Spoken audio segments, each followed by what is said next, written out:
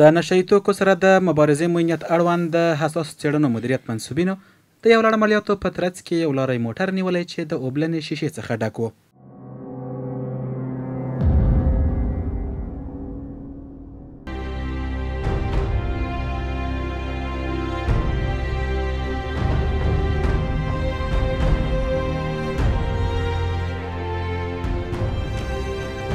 د نشه یي توکو سره د مبارزې موینیت د کشف رئیس یې په اړه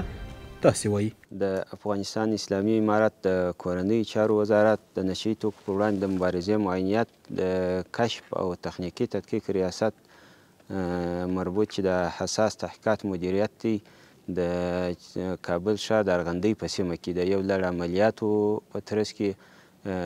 کوم دغه مواد چې تاسې وینئ د لاسته راوړل سوله او انشاءالله موږ معاینیت او بالخصوص بیا د کشف ریاست ډېر کوشش کوي څو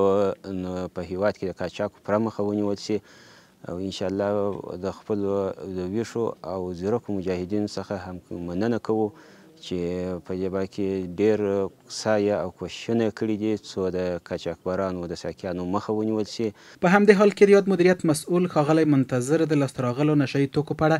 داسې معلومات راکوي. الحمدلله وړمه ورځ د دغې معاینیت په درشل کې د کشف تدقیق تخنیک ریاست مجاهدینو بیدارو منصوبینو د خپلو عملیاتو په لړ کې د ارغندې په سیمه کې د کابل ولایت د استخباراتو ریاست منصوبینو په تشریح کې عملی او د هغوی په هماهنګۍ یو شپږ سلنډره باربري موټر کشف کړلو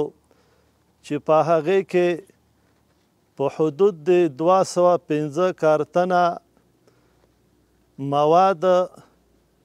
چې هغې کې د خامو شیشې د مایع شیشه په نوم باندې مواد ځای پر ځای شوي وو او ډېر په ماهرانه او په اختلاطي طور سره دغه مواد دوی ځای پر ځای کړي وو. د سرکا په نوم باندې مایع مواد چې هغې استعمال حلال دی مشروع دی د هغې سره څنګ کې په حدود د 2480 بوتله 1.5 لیتره بوتله مواد دوی ډېر په ماهرانه طور سره ځای پر ځای کړي وو. خو لله الحمد زموږ بیدارو ملګرو او د استخباراتو کارکوونکو دغه مواد کشف کړل په شمول د 2 مظنونینو چې یو یې ډراور و د همدغه موټر او یو ورسره د یوه کارګو شرکت منشي و. دغه مواد ونیول چې دا مواد تفصیل دا و چې هغه کندهار څخه رابر شوي وو کابل ته او د کابل نه بالاخره د یورپ هیوادونو ته خاص کر جرمني ته استول کېدل.